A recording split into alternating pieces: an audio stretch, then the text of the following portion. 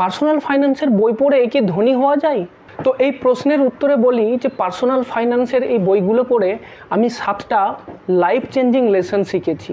2017 সাল থেকে 2023 সাল পর্যন্ত এই 6 বছরে এই লেসনগুলো ফলো করে আমার পার্সোনাল ফাইন্যান্সের অনেক ইমপ্রুভমেন্ট ঘটেছে এবং আমি আশা করছি যে আগামী 10-15 বছরে যদি এটাকে ফলো করতে পারি আমি একটা বিরাট চেঞ্জ দেখতে পাবো। আপনি কি জানতে চান যে এই 7টা সূত্র কি? প্রথম যে লার্নিংটা আমি পেয়েছি সেটা হলো পাওয়ার অফ কম্পাউন্ডিং। এই পাওয়ার অফ কম্পাউন্ডিং কতটা আশ্চর্যজনক সেটা বোঝানোর জন্য আপনাকে একটা ছোট্ট এক্সাম্পল দিই। মনে করুন আপনাকে আমি দুটো অপশান দিলাম। প্রথম অপশান যে আপনাকে আমি 1 টাকার একটা কয়েন দিলাম, যে কয়েনটা প্রতিদিন ডবল হতে থাকবে আগামী 30 দিন পর্যন্ত। আর 2 নম্বর অপশানটা আপনাকে এককালীন 1 কোটি টাকা দিয়ে দিলাম। আপনি কোন অপশানটা নেবেন? অধিকাংশ ক্ষেত্রেই হয়তো অনেকেই ওই 1 কোটি টাকার অপশানটাই নিয়ে নেবে, কিন্তু যদি তারা এই অপশানটা নিয়ে রাখে তাহলে তারা একটা বিরাট বড় ভুল করবে। আমি ক্যালকুলেশন করে দেখেছি যে ওই যে 1 টাকার কয়েন যেটা কিনা প্রতিদিন ডবল হয় সেই টাকাটা 30 দিনে 53 কোটি টাকা হয়ে দাঁড়াবে। সুতরাং আপনি বুঝতে পারছেন যে পাওয়ার অফ কম্পাউন্ডিং কতখানি ইম্পর্ট্যান্ট। সুতরাং আপনাকে যদি ফিনান্সিয়ালি সাকসেসফুল হতে হয় তাহলে কিন্তু পাওয়ার অফ কম্পাউন্ডিংয়ের যে ক্ষমতা সেই ক্ষমতাটাকে কিন্তু আপনাকে ব্যবহার করতে হবে। আমার যে 2 নম্বর লার্নিং সেটা হলো পাওয়ার অফ স্টার্টিং আর্লি। অর্থাৎ যদি আপনি আগে শুরু করেন তাহলে তার যে কি বড় একটা পাওয়ার আছে সেটা আপনাকে একটা এক্সাম্পল দিয়ে দেখিয়ে দিই। ধরুন 2 বন্ধু আছে, একজনের নাম রাম আর একজনের নাম শ্যাম। তো রাম যখন প্রথম চাকরি পেল 25 বছর বয়সে, সে তার স্যালারি থেকে 5,000 টাকা প্রতি মাসে ইনভেস্ট করতে শুরু করলো এবং সেই ইনভেস্টমেন্টটা চলতে রইল 10 বছরের জন্য। তারপর যখন তার বয়স 35 বছর হলো তখন সেই ইনভেস্টমেন্টটা বন্ধ করে দিল, কিন্তু যে টাকাটা সে ইনভেস্ট করেছে সেই টাকাটা সে তুললও না। এইবার যে টাকাটা সে ইনভেস্ট করেছে সেই টাকাটা থেকে যদি প্রতি বছর 12% হারে রিটার্ন আসে তাহলে তার রিটায়ারমেন্টের সময় অর্থাৎ 60 বছর বয়সেতে তার টোটাল যে ভ্যালুটা দাঁড়াবে সেটা হলো 1,97,00,000 টাকার মতো। এবার মনে করুন তার বন্ধু শ্যাম, সেও যখন চাকরি পেয়েছিল তখন শুরুতে সে কিছু ইনভেস্ট করলো না, সে শুরু করলো 35 বছর বয়সেতে এবং 35 বছর বয়সে সেও 5,000 টাকা ইনভেস্ট করতে শুরু করলো এবং 10 বছরের জন্য করলো। তার বয়স যখন 45 বছর সেই সময় সে ইনভেস্ট করা বন্ধ করে দিল। তার যে ইনভেস্টমেন্ট সেই ইনভেস্টমেন্ট থেকেও যদি 12% অ্যানুয়াল রিটার্ন পাওয়া যায় তবে তার রিটায়ারমেন্টের সময়ে শ্যাম পাবে মাত্র 63 লাখ টাকার মতো। সুতরাং আপনি বুঝতে পারছেন দুজনেই কিন্তু 10 বছর ইনভেস্ট করলো এবং দুজনেই 6 লাখ টাকা করে ইনভেস্ট করলো, কিন্তু একজন পেল 1,97,00,000 টাকা আর একজন পেল মাত্র 63 লাখ টাকা। সুতরাং আপনি বুঝলেন যে 10 বছরের মূল্যটা কত। শুধু 10 বছর আগে শুরু করার জন্য 1,34,00,000 টাকা রাম বেশি পেল। 3 নম্বর যে লার্নিং আমার হয়েছে সেটা হলো the value of money holds in its purchasing power. অর্থাৎ টাকার মূল্য আসলে এর যে ক্রয় ক্ষমতা তার উপরেতেই আছে। আপনাকে একটা ছোট্ট এক্সাম্পল দিই। মনে করুন আজ থেকে 15 বছর আগে যদি আপনি বাজারে যেতেন এবং পকেটে 100 টাকা নিয়ে যেতেন, তো বাজার থেকে যে জিনিসগুলো আপনি কিনবেন সেই জিনিসগুলো কিনে আনতে আপনাকে একটা বড় চটের বস্তা নিয়ে আসতে হতো, কারণ এত মালপত্র আপনি কিনতে পারতেন। আর আজকে যদি আপনি 100 টাকা নিয়ে বাজারে যান, যে জিনিসগুলো আপনি কিনতে পাবেন সেগুলো আপনার একটা হ্যান্ডব্যাগেতেই চলে আসবে। সুতরাং আপনি দেখতে পাচ্ছেন 100 টাকাই আছে, কিন্তু সেই 100 টাকার যে ভ্যালুটা সেটা কিন্তু ফিক্স নেই। আজ সেই 100 টাকার ভ্যালু অনেক কমে গেছে, আর এই কমে যাওয়ার পিছনে যে কারণটা আছে সেটা হলো ইনফ্লেশন। এটা কিন্তু একটা ইনভিজিবল ডেমন, একটা অদৃশ্য দৈত্য, যেটা কিনা আপনার টাকার যে পারচেজিং পাওয়ার সেটাকে কিন্তু প্রতি মুহূর্তে মুহূর্তে খেয়ে ফেলছে এবং এটাকে কমিয়ে আনছে। এইটা কিন্তু আপনাকে সবসময় নজরে রাখতে হবে। আমি একটা ডেটা দেখেছিলাম যে 1960 সাল থেকে 2021 সাল এই সময়ের মধ্যে ভারতের অ্যাভারেজ ইনফ্লেশন রেট হচ্ছে প্রায় 7.5%-এর কাছাকাছি।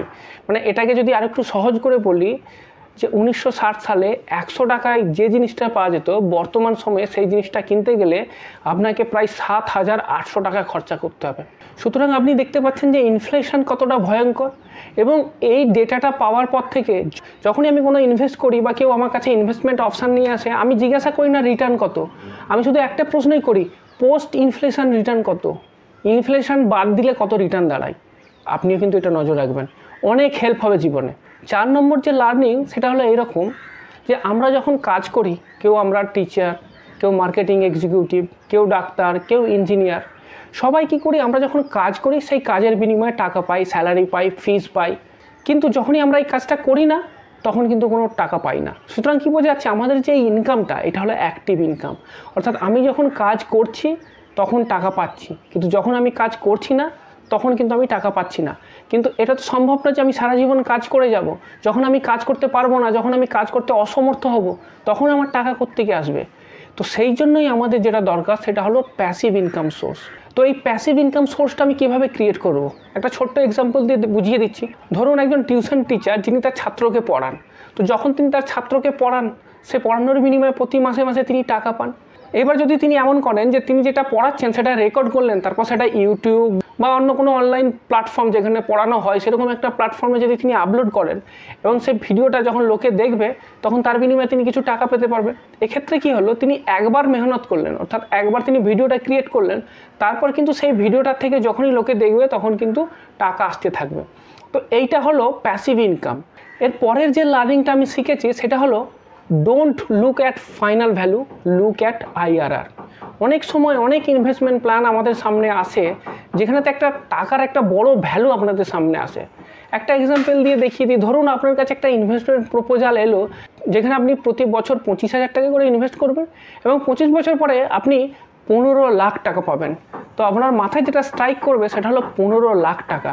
কিন্তু এই একটা জিনিস ভেবে দেখতে হবে যে আলটিমেটলি আজ থেকে 25 বছর পরে যখন আপনি 15 লাখ টাকা পাচ্ছেন, আসলে আপনার ইন্টারনাল রেট অফ রিটার্ন কত রিটার্ন আপনি পেলেন। যদি আপনি সেইটা ক্যালকুলেশন করেন যে প্রতি বছরের হিসাবে আলটিমেটলি কত রিটার্ন আপনার এলো, সেক্ষেত্রে আপনি দেখবেন এটা মেয়ারলি 6.2%। আর যদি আমি দেখি যে ইনফ্লেশনের রেট সেটা তো 7% বা তার উপরেই আছে। তো সুতরাং এই যে ইনভেস্টমেন্টটা হলো, এই ইনভেস্টমেন্টটাতে আপনার লাভ তো হলোই না, উল্টে আপনার লস হলো। পরের যে লার্নিংটা সেটা আমার জীবন বদলে দিয়েছে সেটা হলো রিস্কের ক্ষেত্রে don't avoid risk but manage risk. অধিকাংশ ক্ষেত্রে কি দেখা যায়, যখন এই রিস্কের কথা আসে না, আমরা সবসময় এটাকে অ্যাভয়েড করি, সেখান থেকে দৌড়ে চলে যাই। কিন্তু লাইফে সাকসেসফুল হতে গেলে আপনাকে রিস্কটা কিন্তু অ্যাভয়েড করলে হবে না, রিস্কটাকে আপনাকে ম্যানেজ করতে হবে। রিস্কটাকে কীভাবে ম্যানেজ করবেন, আপনাকে একটা ছোট্ট উদাহরণ দিই। মনে করুন আপনি একজন আইসক্রিম ব্যবসায়ী এবং গ্রামের কোনো একটা মেলাতে আপনি আইসক্রিম বিক্রি করতে যাবেন। এবার যেদিন আপনি আইসক্রিম বিক্রি করতে যাবেন সেই দিন সকালবেলা আপনি দেখলেন যে আবহাওয়া দপ্তর থেকে যে ফোরকাস্ট করেছে যে বিকেলের দিকে কিন্তু বিরাট বৃষ্টির সম্ভাবনা আছে, আর যদি বৃষ্টি হয় তাহলে তো আপনার আইসক্রিম কেউ কিনবে না। সুতরাং এই অবস্থায় যদি আপনি রিস্ক নিতে না চান তাহলে আপনি কি করবেন, আপনি বাড়িতে বসে থাকবেন, মেলাতে যাবেনই না। কিন্তু মেলাতে যদি না যান তাহলে আপনার ওই দিন কোনো ইনকাম হবে না। কিন্তু যদি আপনি রিস্কটাকে ম্যানেজ করতে চান তাহলে আপনি এই স্ট্র্যাটেজিটা নিতে পারেন। যদি বৃষ্টি না হয় তাহলে তো মেলায় আমার আইসক্রিম ভালোভাবেই বিক্রি হবে, কিন্তু যদি বৃষ্টি হয় তাহলে সেক্ষেত্রে আমি কি করতে পারি, সেক্ষেত্রে আমি এটা করতে পারি যে বৃষ্টির সময়তে লোকে চা বা কফি পান করতে ভালোবাসে, তো সুতরাং আমি চা বা কফির কিছু সরঞ্জাম নিয়ে যেতে পারি মেলাতে। তো সে ভদ্রলোকও তাই করলেন, মেলাতে গিয়ে দেখা গেল যে বিরাট বৃষ্টি হলো, কেউ তার আইসক্রিম কিনলো না। কিন্তু যখনই তিনি কফির মগটাকে খুললেন তখন ওই কফির গন্ধেতে একদম চারদিক মম করতে শুরু করলো, সমস্ত কাস্টমাররা দৌড়ে এলো তার কাছ থেকে কফি খাওয়ার জন্য। তো আইসক্রিমের ব্যবসায়ী তো তার লাভ হলো না, কিন্তু কফি বিক্রি করে তার ভালো মতোই লাভ হয়ে গেল। তো এই ক্ষেত্রে আপনি কি দেখলেন যে তিনি রিস্কটাকে ম্যানেজ করলেন। তো আপনাকেও জানতে হবে যে রিস্কটাকে কীভাবে ম্যানেজ করতে হয়। যখন আপনি ইনভেস্ট করবেন সেইভাবেই পোর্টফোলিও তৈরি করবেন যাতে আপনার রিস্কটা ম্যানেজ হয়ে যায়। আর লাস্ট যে পয়েন্টটা সেটাও খুব ইম্পর্টেন্ট, সেটা হলো যে আমরা সবসময় আমাদের একটাই ইনকাম সোর্সের উপরেতেই ভরসা করে থাকি। যদি আমি চাকরি করি তো আমার চাকরি থেকেই ইনকাম আসে, যদি আমি ছাত্র পড়াই তো আমার এই ছাত্র পড়ানোটাই ইনকাম, যদি আমি একটা দোকান খুলে রাখি তো দোকান থেকেই আমার ইনকাম আসছে। কিন্তু আমাকে কি করতে হবে, একটা ইনকামের উপর ভরসা করলে হবে, আমাকে একাধিক ইনকাম সোর্স ক্রিয়েট করতে হবে। তো আপনি বলবেন সেটা কীভাবে সম্ভব, আমি চাকরি করি, আমার টাইম কোথায় একাধিক ইনকাম সোর্স ক্রিয়েট করা। তখন টাইমটা সবসময় ইম্পর্টেন্ট নয়।